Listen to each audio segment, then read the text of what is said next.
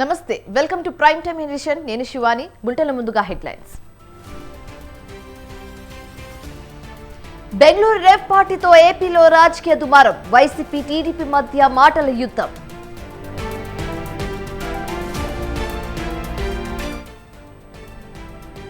తెలంగాణలో పారిశ్రామిక అభివృద్ధికి 6 కొత్త పాలసీలు అధికారులను ఆదేశించిన సీఎం రేవంత్ రెడ్డి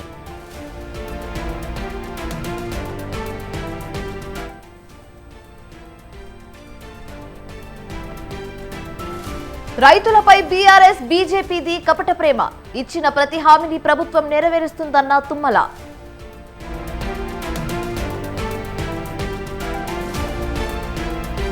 అధికారంలోకి వచ్చాక కాంగ్రెస్ మాట మార్చింది సన్నవడ్లకు బోనస్ ఇస్తానని చెప్పడం దారుణమన్న హరీష్ రావు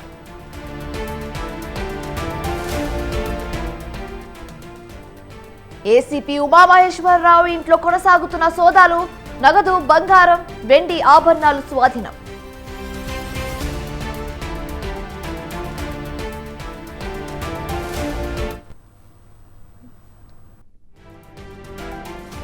ప్రకటించిన సన్న రకం ధాన్యానికే 500 బోనస్ పై రాష్ట్ర వ్యాప్తంగా చర్చ జరుగుతోంది అధికారం వచ్చాక హస్తం పార్టీ మాట మార్చిందని మాజీ మంత్రులు కేటీఆర్ హరీష్ రావు ఎర్రబెల్లి దయాకర్ రావు ఆరోపిస్తున్నారు వరి పంటకు 500 బోనస్ అని ఇప్పుడేమో సన్న రకానికే చెప్తుందని విమర్శిస్తున్నారు కాగా రైతు భరోసాకు సంబంధించి 6,000 కోట్లకు పైగా చెల్లింపులు తమ ప్రభుత్వంలో జరిగాయని మంత్రులు భట్టి జూపల్లి పొంగులేటి అన్నారు కొందరు కావాలని ప్రభుత్వంపై తప్పుడు ప్రచారం చేస్తున్నారని అంటున్నారు సన్న బియ్యం ఇస్తామని మేము వాగ్దానం చేశాం ఈ రాష్ట్ర అవసరాల కోసం బయట ప్రాంతాల నుంచి సన్న బియ్యం కొనొద్దు అనే ఒక నిర్ణయంతో ఏదైతే ఎన్నికల్లో మేము చెప్పిన దాని ప్రకారం ప్రతి రైతన్నకు సన్న వడ్లు పండించిన రైతన్నకు క్వింటాలకు 500 రూపాయల బోనస్ ని ఈ వచ్చే సీజన్ నుంచి ఇవ్వాలని నిర్ణయించాం సన్న బియ్యము అంటే సన్న వడ్లు రకాలు ఏమనేది అగ్రికల్చర్ డిపార్ట్మెంట్ వారు రేపు పత్రికా ప్రకటనగా అవన్నీ కూడా ఆ రకాలని ప్రకటించడం జరుగుద్దని కూడా ఈ వేదిక ద్వారా తెలంగాణ రాష్ట్రంలో ఉండే రైతన్నులందరికీ తెలియజేస్తున్నాం. ఇలా వాళ్ళ మేనిఫెస్టోలో ఎంత స్పష్టంగా చెప్పారు తెలంగాణలో కాంగ్రెస్ ప్రభుత్వం చెల్లించబోయే మద్దతు ధర వివరాలు ఇందులో వరి ధాన్యం 2683 ఇది కాంగ్రెస్ పార్టీ వాగ్దానం మొక్కజొన్న 2200 కందులు 6700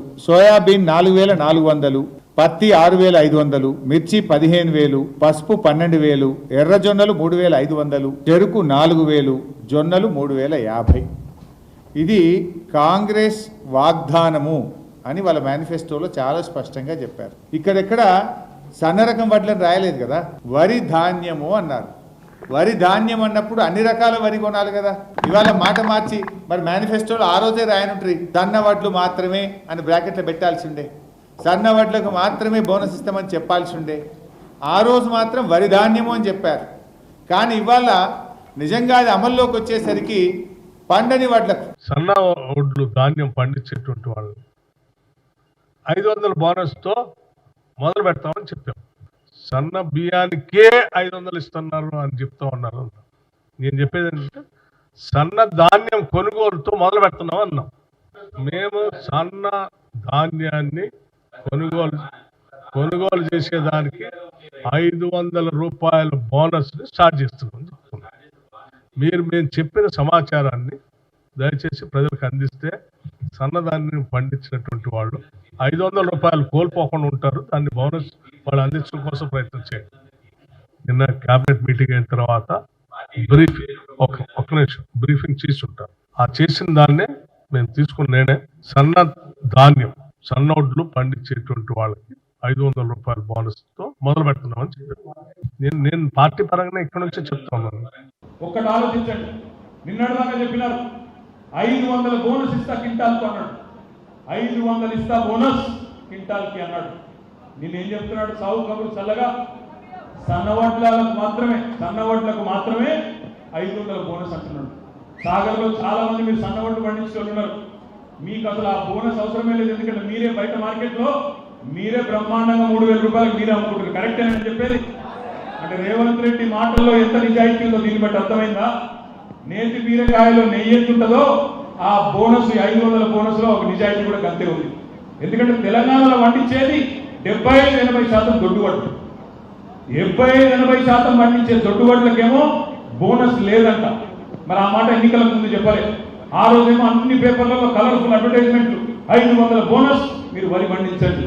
ఇది బోగస్ అని వాళ్ళకి తెలిపోయింది.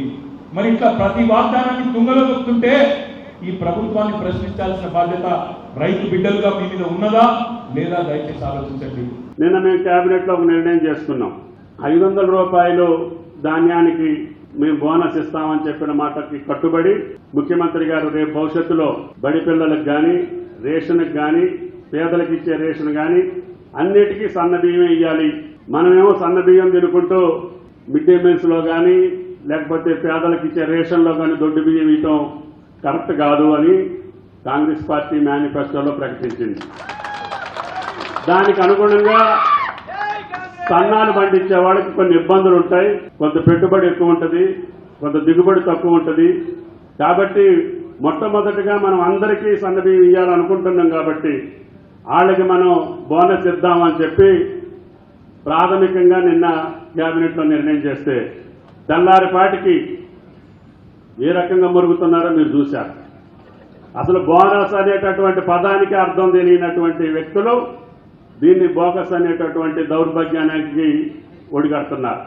మేనిఫెస్టోలో చాలా క్లియర్ గా చెప్పిండ్రు, వరి ధాన్యానికి 500 రూపాయలు ఇస్తామని చెప్పారు. ఇందులో సన్న ఓట్లను రాయలే, దొడ్డు ఓట్లను రాయలే. మొన్ననే ఇది పేపర్ లో లీక్ ఇస్తే మాజీ ముఖ్యమంత్రి కేసీఆర్ గారు క్లియర్ గా చెప్పారు, చాలా అబద్ధాలు మాట్లాడుతున్నారు, సన్న ఓట్లకే ఇస్తామంటున్నారు అని చెప్పేసి. అంటే మేమందరం కూడా ధర్నా చేస్తే లేదు మీరు అనవసరంగా ధర్నా చేస్తున్నారు, ముఖ్యమంత్రి రేవంత్ రెడ్డి అనలేదు, అందరి కూడా చెడ్డ పేరే ఇవాళ మరో నయీం లాగా తయారై మొత్తం సమాజానికి పట్టిన క్యాన్సర్ లాగా తయారవుతాడు. సమాజం కులిపోవడానికి ఇటువంటి మనుషులే కారణమవుతారు. కాబట్టి వాళ్ళందరికీ బుద్ధి చెప్పాలంటే కాంగ్రెస్ పార్టీ అసమర్థ పాలనకు వ్యతిరేకంగా ఓటేయాలి. అదేవిధంగా కాంగ్రెస్ అభ్యర్థి యొక్క క్రిమినల్ చరిత్రకు, బ్లాక్ మెయిలిజానికి వ్యతిరేకంగా ఓటేయాల్సిందిగా ఆ జనగామ గ్రాడ్యుయేట్లను, ఈ యొక్క ప్రాంత 3 జిల్లాల గ్రాడ్యుయేట్లను కూడా నేను చేతులెత్తి ప్రార్థిస్తున్నాను. జగన్ రెండోసారి సీఎంగా ప్రమాణ స్వీకారం చేసేందుకు ముహూర్తం ఫిక్స్ అయింది. విశాఖ వేదికగా ఏర్పాట్లో మునిగారు వైసీపీ నేతలు. దీంతో ఎన్నికల ఫలితాలపై అధికార పార్టీ నాయకులు అంత ధీమాగా ఉన్నారా? పోలింగ్ సరళి ఆ లీడర్లకు అనుకూలంగా ఉందా? అందుకే ఫుల్ కాన్ఫిడెన్స్ తో ఉన్నారా అంటే అవునని అంటున్నాయి అధికార పార్టీ వర్గాలు.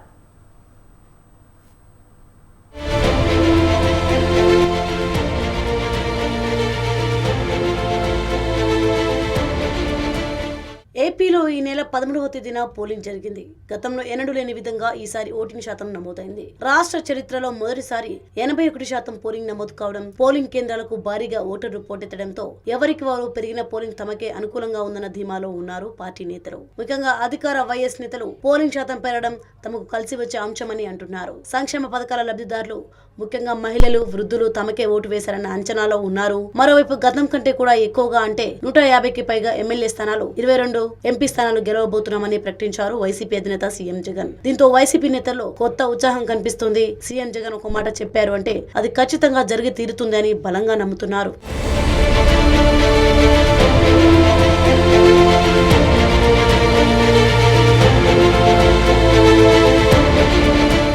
ఇక ఇదే నమ్మకంతో జూన్ 4న వెలువడే ఫలితాల్లో వైసీపీ తిరుగులేని మెజార్టీ సాధించి రెండోసారి అధికారంలోకి రావడం ఖాయమంటున్నారు వైసీపీ నేతలు. దీంతో జగన్మోహన్ రెడ్డి ప్రమాణ స్వీకార మహోత్సవానికి ముహూర్తం కూడా ఖరారు చేశారు పార్టీ ముఖ్య నేతలు. జూన్ 9వ తేదీన ఉదయం 9:38 ప్రమాణానికి ముహూర్తం ఫిక్స్ అయింది. అయితే రెండోసారి అధికారంలోకి వచ్చాక విశాఖలోనే ప్రమాణ స్వీకారం చేస్తానని మొదటి నుంచి చెప్తున్నారు సీఎం జగన్. ఇక ఎన్నికలకు 3 ఏళ్ల ముందే విశాఖను పరిపాలనా రాజధానిగా ప్రకటించగా ఇప్పటికే అక్కడ సీఎం క్యాంప్ కార్యాలయం నిర్మాణం కూడా పూర్తి అయింది. దీంతో విశాఖలో ప్రమాణ స్వీకారం చేయడం ద్వారా పాలన అక్కడి నుంచే కొనసాగించేందుకు సిద్ధమైనట్టు తెలుస్తోంది.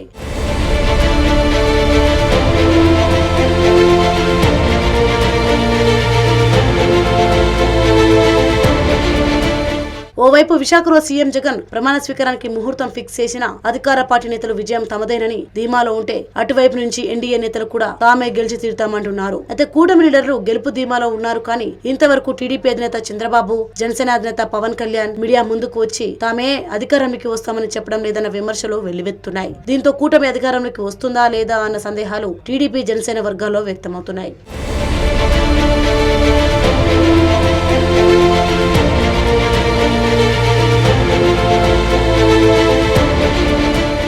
ఇంతకీ అధికారం విపక్ష కూటమి చేతిలోకి వెళ్తుందా, లేదంటే మళ్లీ సీఎం జగనే సీఎం పీఠాన్ని కైవసం చేసుకుంటారా? అధికార పార్టీ నేతలు ఆశిస్తున్నట్టు విజయం వారినే వర్తిస్తుందా? అందుకే అంత ధీమాగా ప్రమాణ స్వీకారానికి కూడా ముహూర్తం ఫిక్స్ చేసుకున్నారా అన్నది ప్రస్తుతం ఆసక్తికర అంశాలుగా మారాయి. అయితే ఎవరి మాటల్లో నిజమెంత ఉంది, ఎవరికి ప్రజలు సపోర్ట్ గా నిలిచారన్నది తెలియాలంటే మాత్రం ఎన్నికల ఫలితాలు వెలువడే వరకు వేచి చూడాల్సిందే.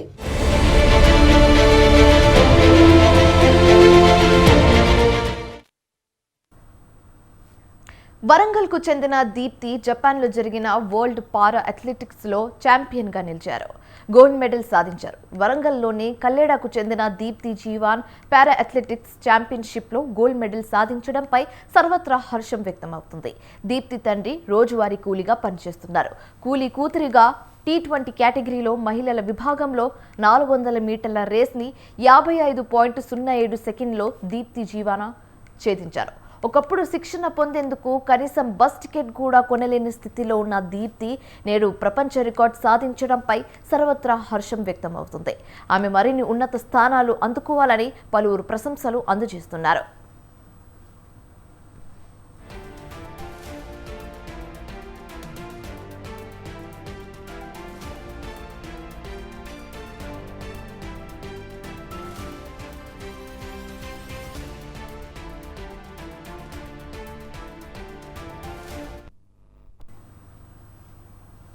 బెంగళూరు రేవ్ పార్టీ తెలుగు రాష్ట్రాల్లో కలకలం రేపుతుంది.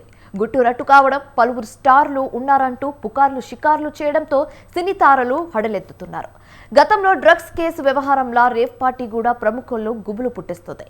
మరి సినీ స్టార్లు ఉన్నారంటూ వస్తున్న వార్తలు నిజమెంత?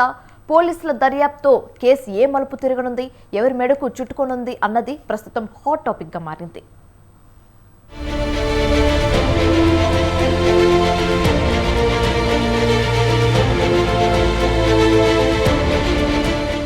బెంగళూరు రేవ్ పార్టీ తెలుగు రాష్ట్రాల్లో కలకలం రేపుతోంది. నగరంలోని ఎలక్ట్రానిక్ సిటీలోని ఫామ్ హౌస్లో జరిగింది ఈ పార్టీ. అయితే పక్కా సమాచారంతో కన్నడ పోలీసులు గుట్టురట్టు చేశారు. ఇందులో ఆంధ్రప్రదేశ్, తెలంగాణతో పాటు బెంగళూరుకు చెందిన 100 మందికి పైగా ప్రముఖులు పాల్గొన్నట్లు గుర్తించారు. వీరిలో పలువురు సినీ స్టార్లు ఉన్నారన్న టాక్ వినిపిస్తోంది. ముఖ్యంగా హీరో శ్రీకాంత్, నటి హేమ ఉన్నారన్న వార్త హైలైట్గా మారింది. అలాగే ఏపీ మంత్రి కాకాణి గోవర్ధన్ స్టిక్కర్తో ఉన్న కారు లభ్యం కావడంతో మినిస్టర్ కూడా పాల్గొని ఉంటారని పెద్ద ఎత్తున ప్రచారం నడిచింది. అయితే వీరందరూ కూడా రేవ్ పార్టీతో తమకు ఎలాంటి సంబంధం లేదంటూ ఆరోపణలను ఖండించారు.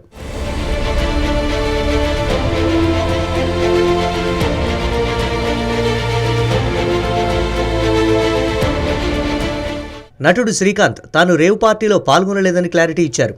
తాను హైదరాబాద్లోనే ఉన్నానన్న ఆయన తన ఇంట్లో నుంచి ఓ వీడియో తీసి షేర్ చేశారు. తనలాంటి వ్యక్తి ఆ పార్టీలో పట్టుబడడంతో అందరూ తననే అనుకున్నారని, దీంతో తనకు కూడా కాల్స్ వచ్చాయన్నారు. రేవ్ పార్టీలో దొరికిన వ్యక్తి ఎవరో కానీ కొంచెం తనలాగే ఉన్నాడని చూసి షాక్ అయ్యానని చెప్పుకొచ్చారు. రేవ్ పార్టీలు పబ్లకు వెళ్లే వ్యక్తిని కాదని, అంతకు ముందు కూడా తన భార్యకు విడాకులు ఇచ్చినట్లు పుకార్లు చేశారని అన్నారు హీరో శ్రీకాంత్. మా ఇంట్లోనే ఉన్నాను, హైదరాబాద్లో ఉన్నాను. చాలా ఇట్లా శ్రీకాంత్ ఇలా బెంగళూరులో రేవ్ పార్టీకి వెళ్ళాడు, హేమ వెళ్ళింది, ఈ టైప్లో ఏవో వచ్చినాయి. లేదా నాకు నవ్వు వచ్చింది. ఇంట్లో వాళ్ళంతా నవ్వుకున్నాం. ఇదేంటిది, మొన్న ఏమో విడాకులు ఇచ్చి పిచ్చేశారు నా భార్యతో, ఈరోజు ఏమో రేవు పార్టీలకి వెళ్ళాడు అని చేసినాయి. కానీ ఒకటి వాళ్ళు కొంచెం తొందరపడ్డంలో ఇది లేదనిపించింది. ఎందుకంటే వాడెవడో, అతను ఎవరో కానీ కొంచెం నాలాగే ఉన్నాడు. వాడు కొంచెం ఇలా కప్పుకొని, అది గెడ్డం ఉంది, బట్ ఇప్పుడు గెడ్డం నాకు లేదు అని, బట్ గెడ్డంతో నేను షాక్ అయ్యాను. ఇదేంటిది నాలాగా ఉన్నాడు ఏంటి అని నేనే షాక్ అయ్యాను. సో దయచేసి ఎవరు నమ్మొద్దు. ఎందుకంటే రేవ్ పార్టీలకి వెళ్ళే కల్చర్ కాదు, పబ్ కల్చర్ మనిషిని కాదు నేను. ఇక నటి హేమ కూడా తాను హైదరాబాద్ ఫామ్ హౌస్ లో ఉన్నానని, ఇక్కడే చిల్ అవుతున్నానని, బెంగళూరు రేవ్ పార్టీలో లేనంటూ వీడియో ద్వారా తెలిపారు. తనపై తప్పుడు వార్తలు రాస్తున్నారని అన్నారు హేమ. అయితే హేమ వ్యవహారంపై బెంగళూరు పోలీసులు సీరియస్ అయినట్లు తెలుస్తోంది. తాను బెంగళూరులోనే ఉండి హైదరాబాద్లో ఉన్నట్లు వీడియో విడుదల చేయడంతో మరో కేసు నమోదు చేసినట్లు సమాచారం. ఇక కొరియోగ్రాఫర్ జానీ కూడా రేవ్ పార్టీలో ఉన్నారని వార్తలు వినిపిస్తూ ఉండడంతో ఆయన కూడా ట్విట్టర్ ద్వారా క్లారిటీ ఇచ్చారు. తాను ఈ రేవ్ పార్టీలో లేను అని, చేతుల మధ్యలో ముఖం దాచుకుని వస్తున్న మనిషిని తాను కాదని రాసుకొచ్చాడు. ఇకపోతే ఏపీ మంత్రి కాకాణి కూడా వివరణ ఇచ్చారు. పార్టీలో తన పేరుతో స్టిక్కర్ ఉన్న కారు తనది కాదని అన్నారు. స్టిక్కర్ అసలైనదా కాదా అన్నది పోలీసులు తేలుస్తారన్నారు. అయితే ఈ విషయంపై పూర్తి విచారణ జరపాలని ఎస్పీని కోరుతూ కాకాడి పిఏ వేదాయపాలెం పోలీస్ స్టేషన్లో పలు సెక్షన్ల కింద కేసు నమోదు చేశారు. నేను ఎక్కడికి వెళ్ళలేదు, నేను హైదరాబాద్లోనే ఉన్నాను. సో ఒక ఫామ్ హౌస్లో ఎంజాయ్ చేస్తున్నాను, చిల్ అవుతున్నాను. సో నా మీద వచ్చే న్యూస్ ఫేక్ న్యూస్, అది అక్కడ మరి ఎవరున్నారో ఏమో నాకు తెలియదు. సో అది ఫేక్ న్యూస్ అండి, అవన్నీ నమ్మొద్దు. రేవ్ పార్టీలో దొరికానని చెప్పి సంథింగ్ ఇంకేదో రేవ్ పార్టీలో ఉన్నారని చెప్పి అలాంటి ఏం లేదు.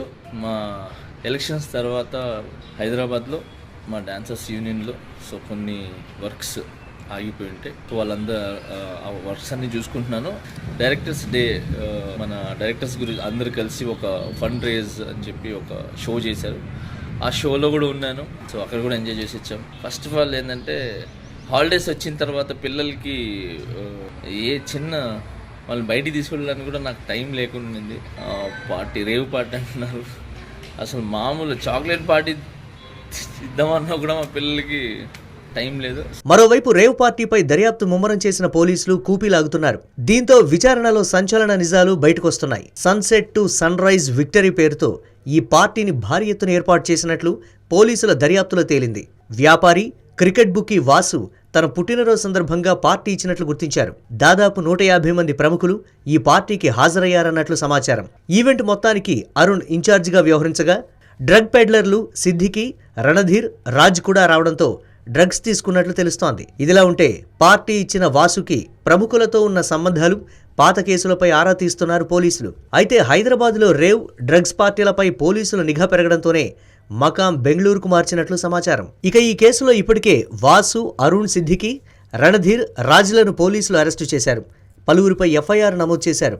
పార్టీలో పాల్గొన్న వారి రక్తం నమూనాలు సేకరించి పరీక్షలు చేసినట్లు తెలిపారు పోలీసులు. సుమారు 15.56 గ్రాములు MDMA, 6.2 గ్రాముల హైడ్రో గంజాయి, కొకైన్ స్వాధీనం చేసుకున్నట్లు వెల్లడించారు. On the night of 19th May, Bangalore City Crime Branch officers and staff on specific information have raided a farmhouse on the outskirts of Bangalore City, somewhere in Electronic City area, and they have found nearly about 100 persons indulging in a party, and on detailed search, several drugs and narcotic substances have been seized from the place.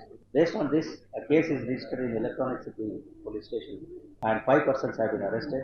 Drugs like cocaine, MDMA pistols and hydro ganja, these kind of things have been seized from the spot. Subsequently, based on the jurisdiction, it is found that place where the event was held, the farmhouse, that belongs to Godi Police Station limits of Bangalore Rural District. Accordingly, the case has been transferred to Godi Police Station. One actress is said to be there.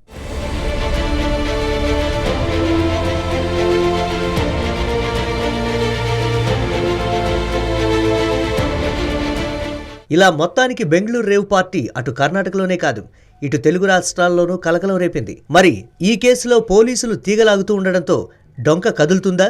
అదే జరిగితే case ఏ మలుపులు తిరుగుతుంది? ఇంకా ఎవరెవరి మెడకు చుట్టుకోనుంది అన్నది ప్రస్తుతం ఆసక్తికరంగా మారింది.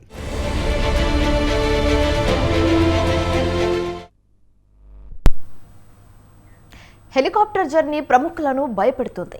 వాయు ప్రయాణం చేయాలంటే గజగజ వణికిపోవాల్సి వస్తుంది. వాతావరణ పరిస్థితులు, సాంకేతిక సమస్యల వల్ల ఎంతో మంది ప్రాణాలు గాల్లో కలిసిపోతున్నాయి. డెడ్ బాడీ ఆనవాళ్లు కూడా దొరకని పరిస్థితిలో ఎందరో మృత్యువడిలోకి చేరుతున్నారు. ప్రముఖ రాజకీయ నేతలు, ముఖ్యమంత్రులు, సినీ స్టార్లు ఇలా అనేకులు హెలికాప్టర్ ప్రమాద బారిన పడి మరణించారు. తాజాగా ఇరాన్ అధ్యక్షుడు ఇబ్రాహీం రైసీ కూడా అలాగే దుర్మరణం పాలయ్యారు.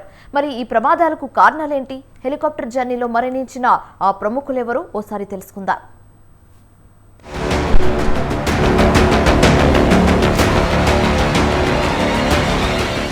అభివృద్ధి పనుల ప్రారంభానికి వెళ్లిన ఇరాన్ అధ్యక్షుడు ఇబ్రాహీం రైసీ తిరిగిరాని లోకాలకు వెళ్లారు. ఆయనతో పాటు ఆ దేశ విదేశాంగ మంత్రి హుస్సేన్ అమీర్ అబ్దుల్లాహియన్ హెలికాప్టర్ ప్రమాదంలో మరణించారు. ఇరాన్ అజర్బైజాన్ సరిహద్దుల్లో నిర్మించిన కిజ్ కలాసి, కొదాఫరిన్ అనే 2 డ్యాంలను ఇబ్రాహీం రైసీ ఆదివారం ప్రారంభించారు. ఆ తర్వాత తబ్రిజ్ నగరానికి వెళ్తుండగా ఈ విషాద ఘటన చోటు చేసుకుంది. అమెరికాలో తయారైన బెల్ 212 హెలికాప్టర్ ఆదివారం జరిగిన ప్రమాదంలో పూర్తిగా కాలిపోయింది.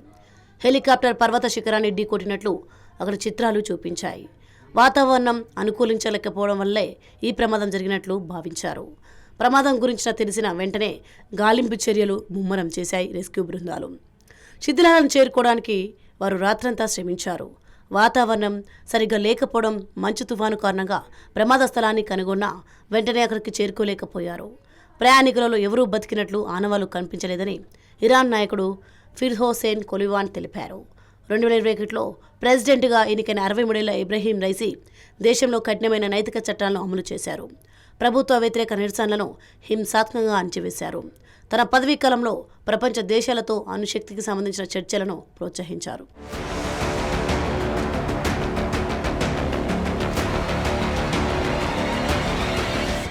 ఇలాంటి మరణాలు కొత్తేమీ కాదు. 1980 జూన్ 23న ఢిల్లీలో సఫ్జర్జంగ్ విమానాశ్రయంలో జరిగిన విమాన ప్రమాదంలో సంజయ్ గాంధీ మరణించారు. కాంగ్రెస్ నేత మాజీ ప్రధాని ఇందిరాగాంధీ చిన్న కుమారుడాయన. ఇక జాతీయ స్థాయిలో మంచి గుర్తింపున్న నేత, కాంగ్రెస్ సీనియర్, ప్రస్తుత పౌర విమానయాన శాఖ మంత్రి జ్యోతిరాదిత్య సింధియా తండ్రి మాధవరావు సింధియా విమాన ప్రమాదంలోనే దుర్మరణం చెందారు. 2001 సెప్టెంబర్ 30న కాన్పూర్లో జరిగిన ఈ ఘటనలో సింధియా సహా 7గురు మరణించారు. అలాగే ఉమ్మడి ఆంధ్రప్రదేశ్ను సైతం ఈ హెలికాప్టర్ ప్రమాదాలు చాలాసార్లు భయపెట్టాయి, ఎన్నో విషాదాలను నింపాయి. ముఖ్యంగా ఉమ్మడి ఏపీ ముఖ్యమంత్రిగా రెండోసారి బాధ్యతలు చేపట్టిన కొద్ది రోజులకే హెలికాప్టర్ ప్రమాదంలో వైఎస్ రాజశేఖర రెడ్డి మృతి చెందారు. 2009 సెప్టెంబర్ 2న చిత్తూరు జిల్లా పర్యటనకు బయలుదేరి వెళ్తుండగా ఆయన ప్రయాణిస్తున్న బెల్ 430 హెలికాప్టర్ నల్లమల అడవుల్లో కుప్పకూలిపోయింది. ఆయన సహా మొత్తం 5గురు ఆ ప్రమాదంలో మరణించారు. రాజశేఖర రెడ్డి మరణం 2 తెలుగు రాష్ట్రాలకు తీరని లోటుగానే మిగిలింది.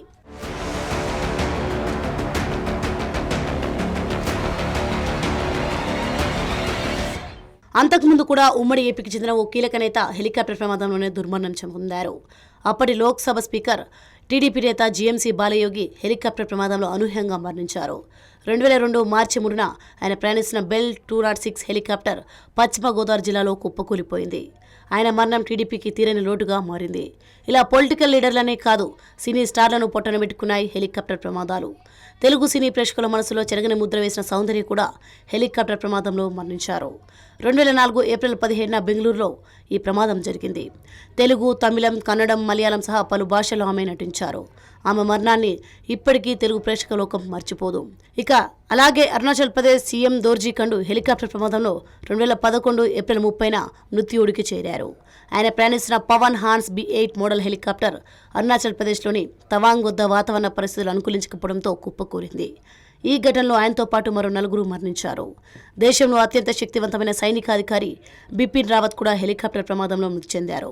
బిపిన్ రావత్ భారత్కు తొలి త్రివిధ దళాలకు అధిపతిగా చరిత్రలోకి ఎక్కారు.